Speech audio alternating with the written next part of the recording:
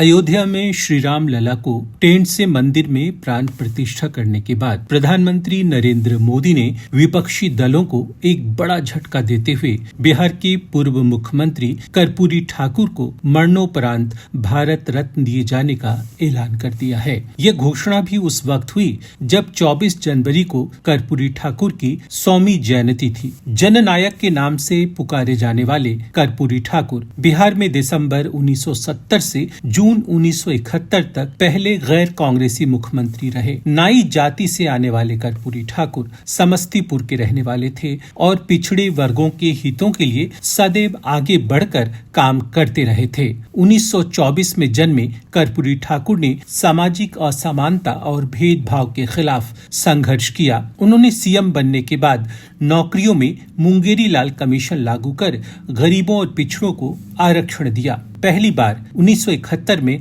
Socialist और भारतीय क्रांति दल की सरकार में वे मुख्यमंत्री बने।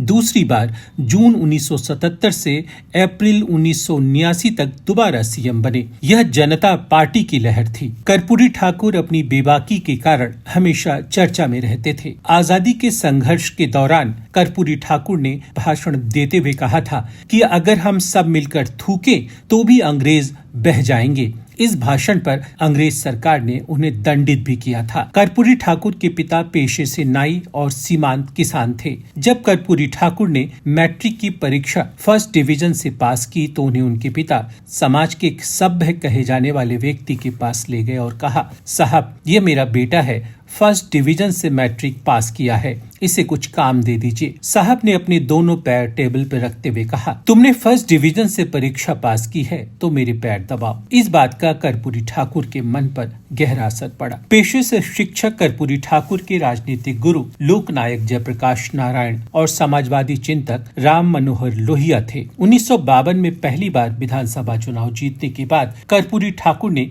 कभी हार का मुंह नहीं देखा। सिर्फ 1984 के लोकसभा चुनाव में उन्हें एक बार हार का सामना करना पड़ा। बिहार के 11वें मुख्यमंत्री बनने के अलावा कर्पूरी ठाकुर ने बिहार के डिप्टी सीएम का पद भी संभाला था। दशकों तक विधायक, 2 बार मुख्यमंत्री और 1 बार उप मुख्यमंत्री तथा विपक्षी दल के नेता रहने के बावजूद उन्होंने अपने लिए कुछ नहीं किया, घर तक नहीं बनाया। एक बार उनका घर बनवाने के लिए 50,000 ईंटें भेजी गई, लेकिन उन्होंने घर न बनवाकर उन ईंटों से एक स्कूल बनवा दिया। कर्पूरी ठाकुर ने 14 साल की उम्र में अपने गांव में नव युवक संघ की स्थापना की थी और गांव की लाइब्रेरी के लाइब्रेरियन बने थे। 1942 में पटना विश्वविद्यालय पहुंचने के बाद वे स्वतंत्रता आंदोलन में कूद गए। पहली बार 1952 में जब कर्पूरी ठाकुर ताजपुर विधानसभा से निर्वाचित हुए तो ये मात्र 31 साल के थे। पहली बार आचार्य नरेंद्र देव और जयप्रकाश नारायण के दबाव के चलते ही वे ताजपुर से चुनाव लड़ने को तैयार हुए, लेकिन चुनाव लड़ने के लिए उनके पास पैसे ही नहीं थे। तब कार्यकर्ताओं ने चंदा जुटाकर उनकी चुनाव लड़ने का प्रबंध किया, पर कर्पूरी ठाकुर का साफ निर्देश था कि चवन्नी अठन्नी तथा 2 रुपए से ज्यादा किसी से चंदा नहीं लेना है। जेपी की पत्नी प्रभावती देवी के बहुत आग्रह के बाद उनसे 5 रुपए का उन्होंने चंदा लिया। कर्पूरी ठाकुर चंदे का हिसाब भी स्वयं रखते थे और एक भी पैसा अपने निजी कार्यों में खर्च नहीं करते थे। कर्पूरी ठाकुर की ईमानदारी को इस बात से समझा जा सकता है कि जब उनकी मृत्यु 17 फरवरी 1988 को हुई तो उनके बैंक खाते में 500 रुपए भी नहीं थे और संपत्ति के नाम पर केवल एक खपरेल का पुराना मकान था। कर्पूरी ठाकुर की सादगी के अनेक किस्से हैं। 1977 में जब कर्पूरी ठाकुर बिहार के मुख्यमंत्री थे तो वे जयप्रकाश नारायण के जन्मदिन समारोह में शामिल हुए तो चंद्रशेखर ने देखा कि कर्पूरी ठाकुर का कुर्ता फटा हुआ है,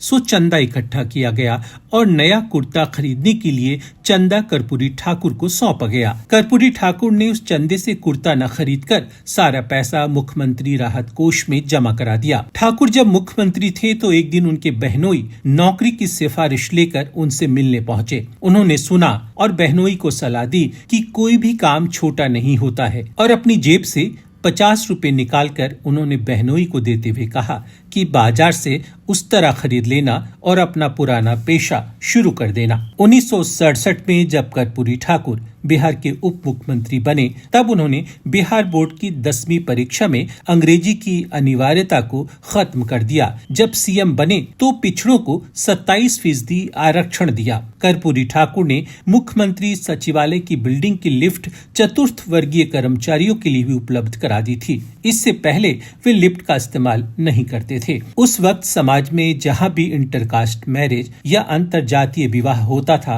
उसमें कर्पूरी ठाकुर जरूर सम्मिलित होते थे। राज्य के सभी विभागों में हिंदी में काम करने को अनिवार्य बना दिया गया था। युवाओं को रोजगार कैसे मिले इसके लिए इतनी शिद्दत थी कि एक बार कैंप लगाकर उन्होंने 9000 से ज्यादा इंजीनियरों और डॉक्टरों को नौकरी दे दी थी। इतने डॉक्टर इंजीनियर बिहार में कभी एक साथ बहाल नहीं हुए थे। कर्पूरी ठाकुर के पुत्र रामनाथ ठाकुर जो राज्यसभा सांसद हैं, वे किस्सा सुनाते हुए कहते हैं, कर्पूरी जी 1952 में विधायक बन गए थे तो एक प्रतिनिधि मंडल में शामिल होकर उन्हें ऑस्ट्रिया जाना था, पर उनके पास कोट नहीं था। तब एक दोस्त से कोट मांगा। जब वे वहां पहुंचे तो यूगोस्लाविया के मार्शल टीटो ने देखा कि कर्पूरी जी का कोट फटा हुआ है तो उन्हें कोट उपहार में दिया। चौधरी देवीलाल ने कर्पूरी ठाकुर के आर्थिक हालात को देखते हुए अपने एक मित्र से कहा था कि कर्पूरी जी कभी आपसे 5-10 हजार रुपए मांगे तो वो दे देना, वो मेरे ऊपर आपका कर्ज रहेगा। बाद में देवीलाल ने अपने मित्र से पूछा कि भाई कर्पूरी जी ने कुछ मांगा, तो हमेशा उनके मित्र का यही जवाब रहा कि नहीं साहब, वे तो कुछ मांगते ही नहीं। हमारे वीडियोस को देखने के बाद लाइक और सब्सक्राइब करना बिल्कुल ना भूलें।